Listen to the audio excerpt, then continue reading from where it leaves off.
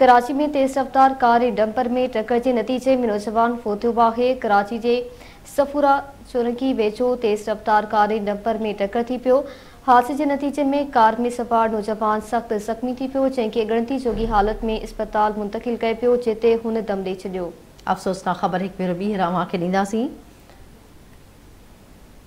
कराची में तेज़ रफ्तार कार ऐं डंपर में टक्कर के नतीजे में नौजवान फौत थी वियो है। कराची के सफरा चौरंगी वेझो तेज़ रफ्तार कार ऐं डंपर में टक्कर थी पियो।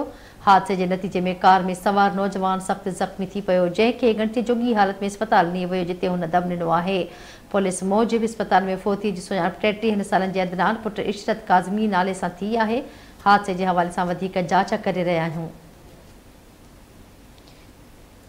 ख़बर वासे शेयर कयूं पिया। कराची में तेज़ रफ्तार कार ऐं डंपर में टक्कर के नतीजे में नौजवान फौत थी वियो।